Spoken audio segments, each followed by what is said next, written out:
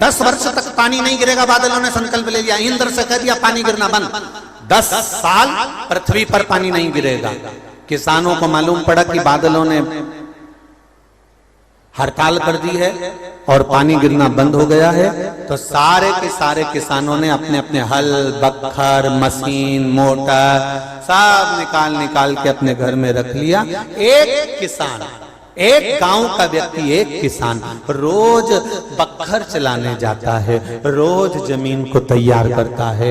एक बादल वहीं से निकल कर जा रहा था। उस बादल ने उससे पूछा, भाई एक बात बता, जब 10 साल तक पानी नहीं गिरेगा तो तू रोज बख्तर क्यों चला रहा है? जब 10 साल तक पानी नहीं गिरेगा तो तू रोज हल क्यों चला रहा है? जब 10 साल तक पानी नहीं गिरेगा तो तू ये बीज क्यों बोना चाहता है? इतने में किसान ने कहा, 10 साल में मैं बख्तर चलाना ना भूल जाऊं, इसलिए मैं रोज बख्तर चलाता हूं। बादलों के मन में आया कि 10 साल में हम पानी बरसाना भूल गए तो बादल ने तुरंत पानी बरसा कर देखा कि बरस रहा है कि नहीं बरस रहा।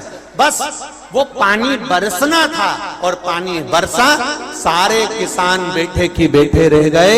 जो रोज बख्तर चला रहा था वो बीज बोकर फसल लेकर चला।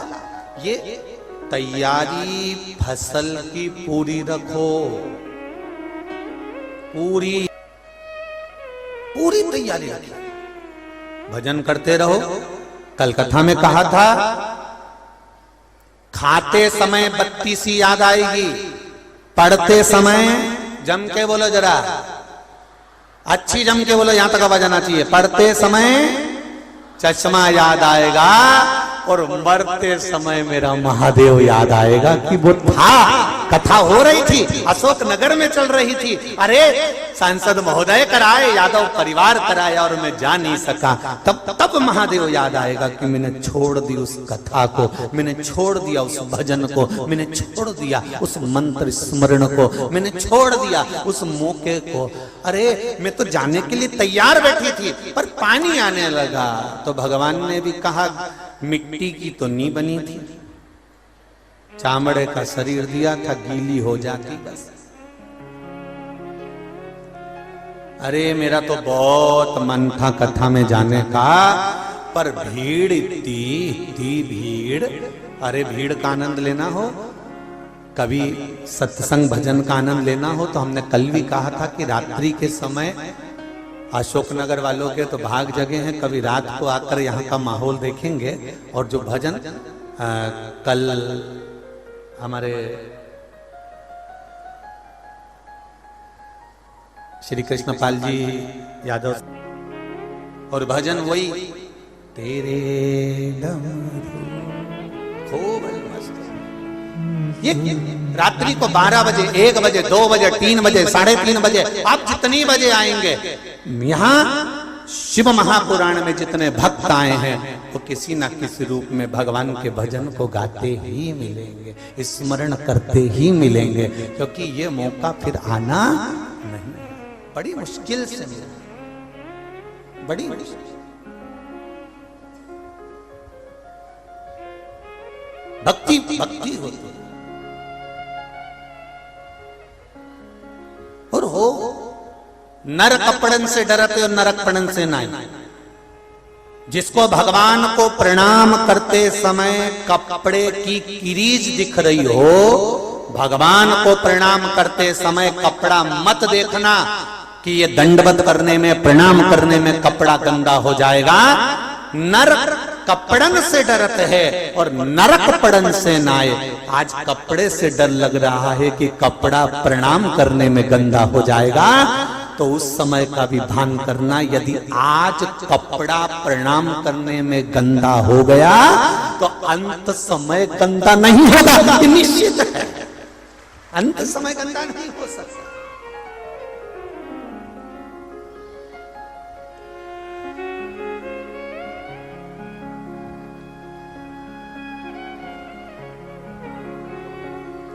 बच्चा छोटा रहता है ना, छोटे बच्चे की गंदगी मम्मी पापा साफ कर देते हैं, पर कोई बड़ा 40 साल 45 साल 50 साल का व्यक्ति गंदगी करे तो माता पिता साफ करे क्या? अरे बोलो तो जम के, नहीं करे। बचपन की गंदगी को माता पिता साफ करते हैं और जब बड़े हो जाते हो तब गंदगी को माता पिता साफ नहीं करते। महाराज ये उसी तरह से है जैसे बचपन में किया गया पाप तो भगवान भी माफ कर देता है, पर बड़ी अवस्था में किया गया पाप कर्म आपको भजन के बल पर, स्मरण के बल पर, कीर्तन के बल पर, मंत्र जाप के बल पर ही समाप्त करना पड़ेगा। इसके सिवाय वो साफ हो भी नहीं सकते, साफ नहीं होगा वो। अब करो भजन। कई लोग कहते हैं महाराज जी हमने भजन किया, हमने कीर्तन किया, हमने मंत्र करा, हमने 1 लोटा जल चढ़ाया, हमने पशुपति व्रत करा, हमारा यह काम नहीं हुआ। उसके पीछे कारण क्या है? कहीं सुआ तो नहीं लगा? तुम रोज क्रोध को जन्म तो नहीं देते? तुम रोज अहंकार को जन्म तो नहीं देते? तुम रोज वासना को जन्म तो नहीं देते? तुम रोज लोभ और तृष्णा को जन्म तो नहीं देते? रोज तुम्हारे यहाँ पर सुआ लग रहा है क्योंकि रोज तुम्हारे यहाँ क्रोध का जन्म हो रहा है। तो भगवान कैसे छुए तुमको? दक्ष प्रजापति को ब्रह्मा जी ने अपने हृदय से प्रकट किया।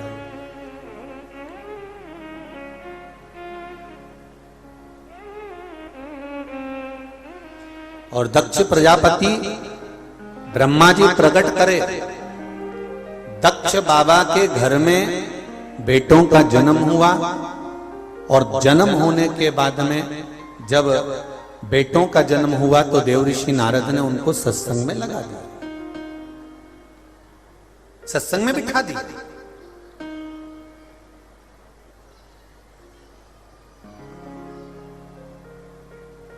अब जरा विचार करिएगा, देवऋषि नारद ने दक्ष प्रजापति के पुत्रों को सत्संग में बिठा दिया, ले जाकर लगा दिया। अब वो सत्संग में बैठ गए, सत्संग में लग गए। अब वो चिंता मुक्त हो गए, अब उनको चिंता नहीं है।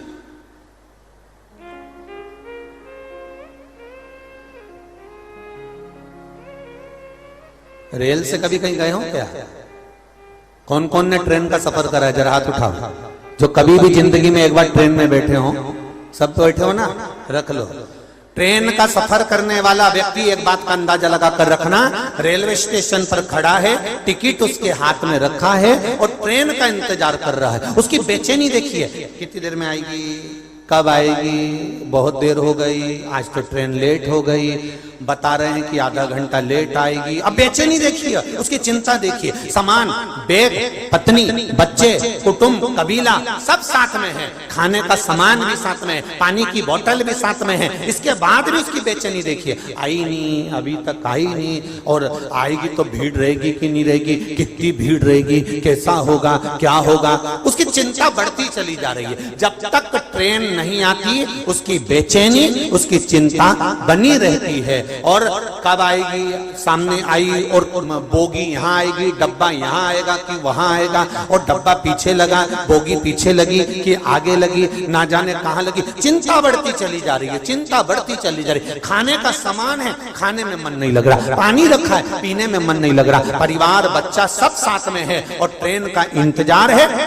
ट्रेन सामने आई और तुम उस ट्रेन के अंदर चढ़कर बैठ गए, सीट पर पहुंच गए, अपना सामान पटका, उसके बाद ऐसी चिंता से मुक्त हुए कि अब तो अशोक नगर उतरूंगी, तब सीट छोड़। चिंता से मुक्त, सामान सीट पर पड़ा है, तुम्हारा ध्यान सब दूर से हट गया। तुमने बिस्कुट का पैकेट निकाला, खोला, खाया, पानी भी पिया, दूसरे को भी दिया और चाय वाले को रोका, ए भैया चाय दो जरा। अभी बाहर इतनी बेचैन हो रही थी, इतनी चिंता, इतनी चिंता, इतनी चिंता, और आते से ट्रेन की सीट पर बैठी और चिंता समाप्त, चिंता गई। क्योंकि बेटी कहां पर है? ट्रेन की सीट पर आकर बैठ गई है, इसलिए चिंता समाप्त हो गई है। शिव महापुराण की कथा कहती है कि जब तक शिव पुराण में जाकर नहीं बैठोगे तब तक बेचैनी बनी रहेगी। जिस दिन इस ट्रेन में आकर बैठ गए उस दिन बेचैनी समाप्त, चिंता गई समाप्त।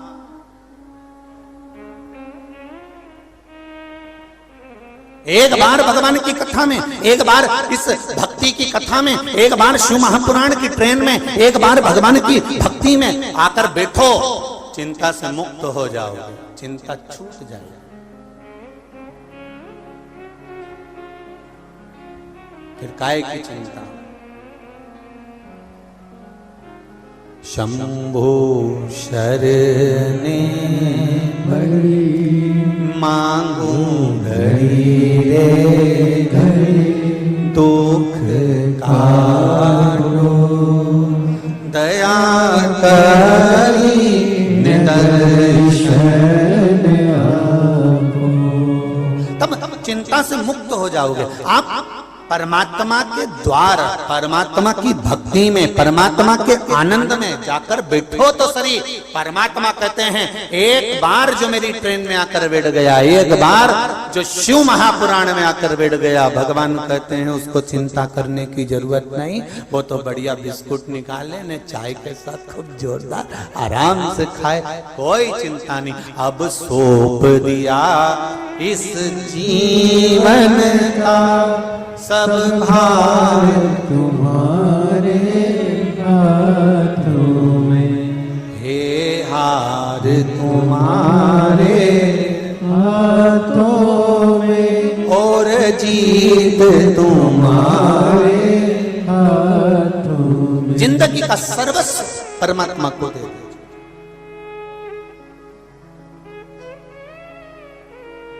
एक भोला कैलाश में और एक भोला मेरे विश्वास में है, ये निश्चित है, ये निश्चित है। एक कैलाश में भोला है तो एक विश्वास में भोला है। आप विश्वास करेंगे, एक लोटा जल शिव जी को समर्पित कर रहे हैं, एक बेलपत्र बाबा देवाधिदेव महादेव को चढ़ा रहे हैं, तो आपका विश्वास दृढ़ है तो बाबा देगा जरूर, ये निश्चित है, पक्का।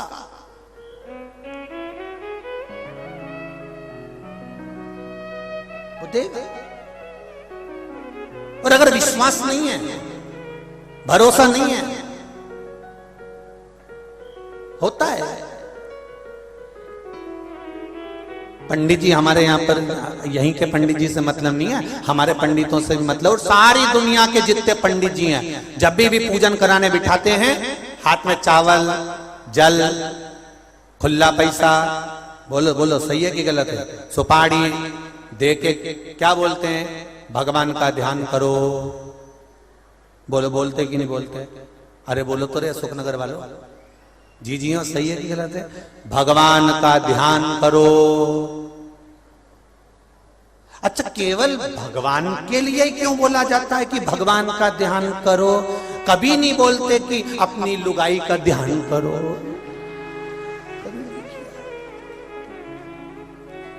और अगर भले वो बोल रहे हैं भगवान का ध्यान करो, अगर लुगाई का बोलो, पत्नी का बोलो कि पत्नी का ध्यान करो, बिना बोले भी ध्यान पत्नी में चला जाता। बिना हाथ में चावल और जल लिए ध्यान पत्नी में जा रहा है, बिना चावल और जल लिए ध्यान बच्चों में जा रहा है, बिना चावल और जल के ध्यान घर में जा रहा है, बिना चावल और जल के ध्यान सब दूर जा रहा है। पर भगवान के टाइम पर ही बोला जाता है कि भगवान का ध्यान करो, क्योंकि पंडित जी को भी मालूम है इसका ध्यान सब दूर जाएगा पर भगवान पर नहीं जाएगा, इसलिए कहा कि भगवान का ध्यान लगाओ। परिवार के लिए कभी नहीं कहना पड़ता कि परिवार में, कई माताएं कहती हैं हमारा मन कथा में नहीं लगता, तो हमारा मन कहीं नहीं लगता, हमारा मन तो कथा में बिल्कुल नहीं लगता। तो हमने कहा बच्चों में लगता, बिल्कुल, और हमने कहा हस्बैंड में, तो कहा उसमें, हमारा मन घर में, अरे गुरुजी घर तो मेरे में कहीं पे भी चली जाऊं ना, हमारा तो होटल में भी मन नहीं लगे जितना घर में लगे। अच्छा मायके जाए कि नहीं जाए? 4 साल हो गए मैं तो नहीं गई। मोहल्ले में कहीं शादी ब्याह हुए तो मैं तो नहीं जाऊं, कथा भागवत होए तो मैं तो नहीं जाऊं। तो हमने भी सोच लिया अगली बार जो घरों में बाथरूम में काली वाली छिपकली होती है ना, ब्लैक कलर की छिपकली होती है मोटी वाली, हमने भी सोच लिया अगली बार घर में बाथरूम में चिपकी मिलेगी निश्चित। अरे ना राम ने की झुंगूर की जुआ की कितनी योनियां निकली, उस योनियों से निकलने के बाद मनुष्य की योनि 84 लाख नंबर की योनि मिली, और उसको भी तुम उपयोग नहीं कर सके। उसमें भी दिन भर चुपचाप से खाने में लगे रहे।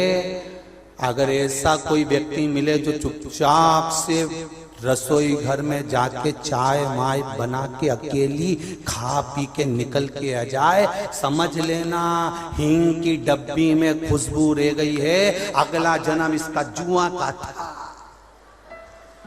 इसलिए ये चुपचाप घुस के और निपटा के आ गया, पक्का हींग की डब्बी में खुशबू रह गई। जो जरा जरा सी बात में चिल्ला के दौड़े, समझ लेना जरा जरा सी बात में चिल्ला के दौड़े, समझ जा अपनी कॉलोनी का कुत्ता है, मर के अब आया है, धाड़ रहा, जरा सा कोई ने बोला चिल्लाना भाग भाग चालू कर। कोई जरा जरा सी बात में क्रोध करे, गुस्सा करे, समझ जा उसी समय में जरा सी बात में क्रोध आए, जरा सी बात में गुस्सा आए, समझ लेना अगले जन्म में सांप था, बस बीन बजी और तैयार हो गया। समझ जा, ये हींग की डब्बी की खुशबुएं सारी इस शरीर में रहती हैं, तो इनसे पहचान बनती है कि तुम अगले जन्म में कौन थे, अगले जन्म में थे कौन। और जो भगवान की भक्ति में लगा रहे, भगवान के भजन में डूबा रहे, समझ लेना अगला जन्म गौ माता का था, चुप रहता, भजन करता, कीर्तन करता, स्मरण करता, मंत्र जाप करता। इसकी खुशबू अलग ही है, इसका आनंद अलग ही है, इसका सुख अलग है, इसका आनंद अलग, इसका आनंद अलग ही है, इसकी खुशबू अलग है। महाराज